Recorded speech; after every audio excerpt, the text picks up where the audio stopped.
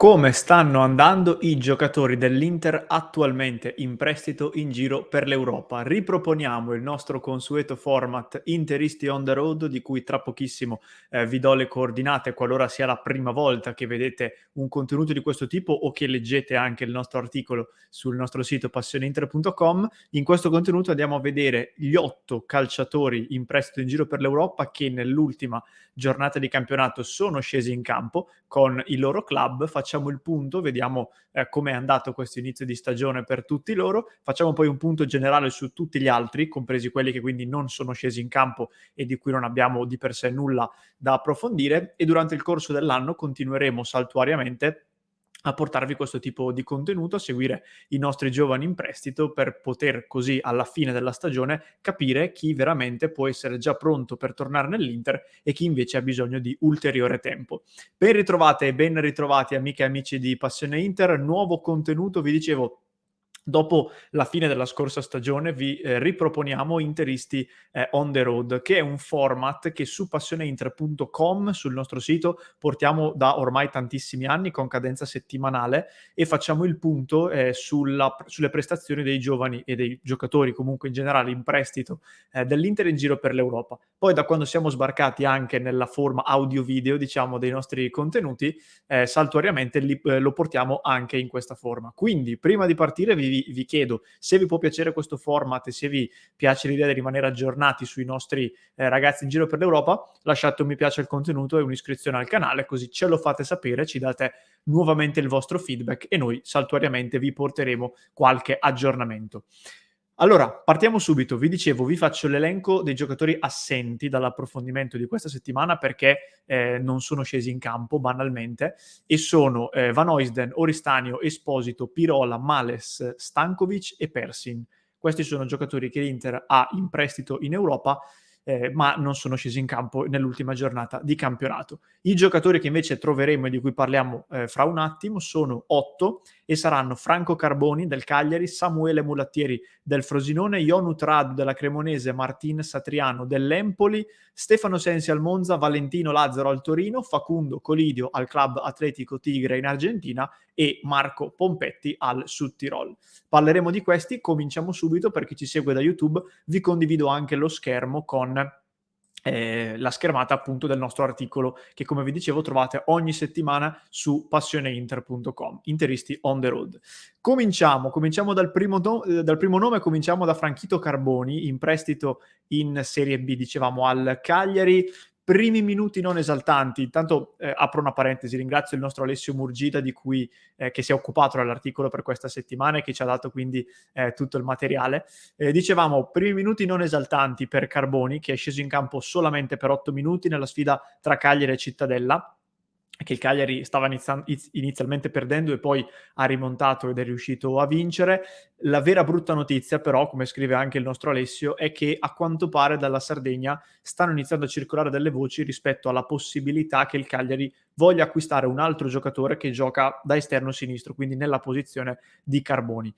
Non è una bella notizia perché questo contribuirà ulteriormente a togliere dello spazio al nostro Carboni, che invece avrebbe bisogno banalmente di trovare minuti in campo. In ogni caso, dal club rossoblu continua a filtrare una certa stima, diciamo, e fiducia nei confronti di Carboni. Speriamo davvero, perché era uno dei giovani della primavera dell'anno scorso che dava più prospettive in vista del futuro, quindi non sarebbe male se trovasse un po' di continuità. Prossimo nome Samuele Mulattieri, e Mulattieri è il giovane che in questa settimana, volevo dire, ha fatto meglio, perché è entrato negli ultimi 15 minuti nella sfida fra Frosinone e Brescia e ha fatto gol. Il Frosinone ha vinto 3-0, quindi una vittoria abbastanza agevole, e Mulattieri ha segnato il terzo gol appunto della sfida. Non male, anche Mulattieri reduce da altre annate abbastanza positive, quindi può essere uno dei giovani attaccanti che potrebbero sperare di tornare all'Inter. Poi al pari di Mulattieri abbiamo anche per esempio Esposito, Satriano, quindi la concorrenza è folta, però comunque lui continua a fare bene e speriamo che vada avanti così. Un altro dei giocatori che secondo me ha fatto meglio in questa ultima giornata di campionato è Ionut Radu. Qui potremo parlarne per ore, perché Radu è stato protagonista nella prima giornata di campionato Fiorentina-Cremonese di una papera clamorosa con la quale la Cremonese ha perso all'ultimissimo secondo la partita, papera che è arrivata nell'ultimo minuto appunto di una gara giocata benissimo, piena di grandi parate, di grande sicurezza tra il portiere rumeno. Contro la Roma non ha fatto un'altra papera, Radu per fortuna, ma ha fatto invece un'altra bella partita, un'altra gara molto importante, diverse parate, diversi interventi per il portiere della Cremonese, che poi ha subito un gol, un colpo di testa imparabile, diciamo, da parte di Chris Smalling, e la Roma ha vinto la partita. Io personalmente non ho mai avuto dubbi sulle qualità tecniche di Radu, ne abbiamo parlato a lungo anche nel club di Passione Inter. Allora colgo anche l'occasione per ricordarvi www.passioneinter.club se volete sostenere il nostro progetto e rimanere in contatto con noi quotidianamente. Ne parlavamo con i nostri ragazzi del club e io dicevo: Radu è un portiere a cui non è mai mancato il valore tecnico. Lui ha due grossi problemi. Il primo è la concentrazione, è un portiere che ancora oggi non riesce ad essere sempre totalmente concentrato nel corso dei 90 minuti. Il secondo, secondo me, è che ogni tanto dimostra un'eccessiva sicurezza nei suoi mezzi, che lo porta appunto a sbagliare. La papera che ha fatto con la Fiorentina, secondo me, è la perfetta dimostrazione. Lui era eccessivamente sicuro di riuscire a bloccare quel cross, nonostante fosse in una zona pericolosa, perché finiva quasi all'incrocio dei pali, e infatti ha combinato il pasticcio. Quindi se riesce a limare questi due suoi difetti, secondo me è un buonissimo portiere, magari non da Inter, però è un buon portiere anche per la Serie A. Passiamo a Martin Satriano, che in qualche modo ha raccolto l'eredità di Pinamonti, che l'anno scorso era all'Empoli e poi è stato ceduto al Sassuolo, come sappiamo. Satriano ha preso il suo posto, ha giocato gli ultimi 20 minuti abbondanti di Empoli-Fiorentina senza lasciare il segno, come scrive il nostro Alessio, partita che poi è terminata in modo particolare con un espulso nell'Empoli e un giocatore una partita che è terminata con tipo 10 minuti di recupero a causa dell'infortunio corso all'arbitro Marchetti. Alla fine la Fiorentina non è riuscita a sbloccarla e quindi è terminata 0-0 per Satriano. 20 minuti in campo ma nessuna incidenza sulla partita. È uno di quelli che io monitoro di più, perché secondo me è uno di quelli che ha più talento e mi aspetto molto da Satriano, vi dico la verità. Stefano Sensi ha disputato una partita che il nostro Alessio giudica con un 6, ed è stata una gara anche qui senza infamia e senza lode, con il grosso problema che il Monza ha perso 4-0 contro il Napoli. Una gara che io ho anche visto, non c'è stata minimamente partita, e non è una notizia perché banalmente il Napoli ci sta dimostrando il suo valore nonostante le varie cessioni sul mercato. Il Monza ha fatto un bel mercato a sua volta, mi dà l'idea di non essere ancora una squadra, deve ancora trovare un po' l'alchimia fra i vari giocatori e non c'è stata veramente partita. Osimhen è stato praticamente incontenibile, soprattutto dal nostro Ranocchia, che poi peraltro si è anche fatto male. Nulla da aggiungere, insomma. Per Sensi l'importante, lo sappiamo, è trovare continuità. Poi dal punto di vista tecnico è un giocatore superiore, sia al Monza ma anche a livelli più alti. Il suo problema è stata la continuità e l'integrità fisica, e speriamo che questa possa ritrovarla. Valentino Lazzaro, operazione improvvisa nel corso delle ultime settimane, che lo ha portato al Torino come in prestito con diritto di riscatto. Nel Torino di fatto occupa la stessa posizione di Singo, che è il titolare indiscusso della fascia a destra, però è sceso in campo per una ventina di minuti, 18 per la precisione, contro la Lazio. È entrato abbastanza bene in partita, poi la gara è terminata 0-0, quindi nulla da registrare.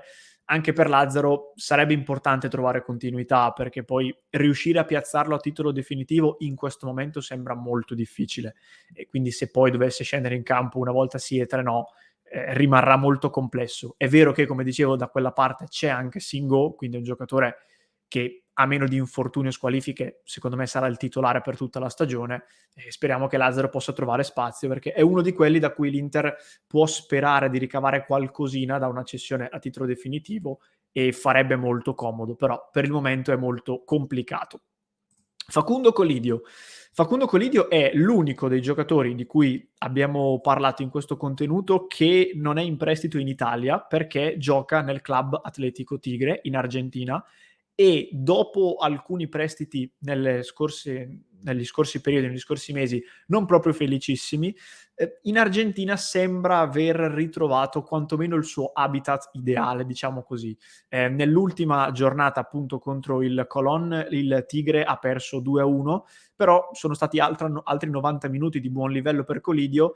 Io ricordo bene che quando arrivò all'Inter dall'Argentina si parlava di lui come del nuovo Dybala, tant'è che anche la Juventus lo seguiva, e c'erano grandi speranze su di lui. Non ha mai convinto al 100%. Io ricordo di averlo visto anche diverse volte in primavera, non mi dava la sensazione di essere un giocatore superiore al livello, come per esempio mi aveva dato Zaniolo e anche tanti altri.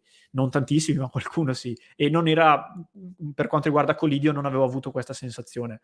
Non so francamente quanto futuro possa avere nell'Inter. Speravo potesse, perché è arrivato con la nomea del nuovo Dybala, francamente chi non ci ha sperato. Però insomma vediamo come andrà.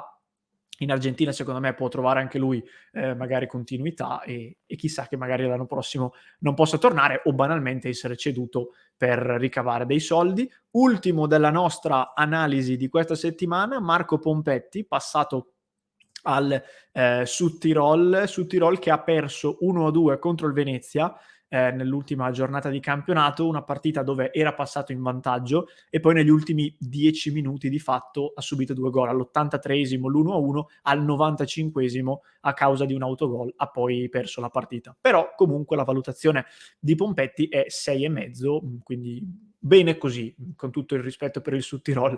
Noi siamo interessati soprattutto alle prestazioni del singolo, quindi Pompetti non ha fatto male ed è comunque una buona notizia.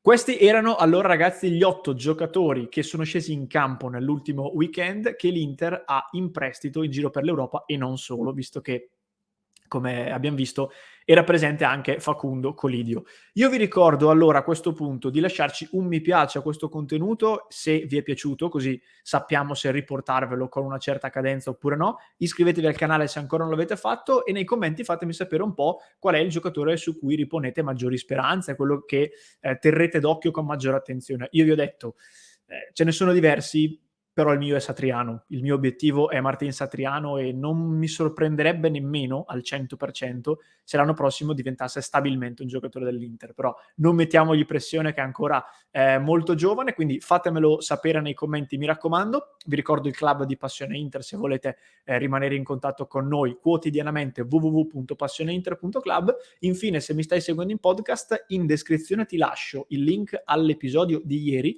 dove io in particolare mi sono occupato di farvi un punto sulla difesa. Sappiamo che l'Inter segue Acerbi, Chalobah e Akanji, abbiamo fatto un punto con le ultime novità, con i pro e i contro di ognuno di loro e una chiave di lettura finale che vi ho voluto dare un po' diversa dal solito, quindi se ve lo siete perso vi invito a recuperarlo in descrizione, se invece mi stai seguendo su YouTube il link ti compare qui alla mia destra, non perdertelo.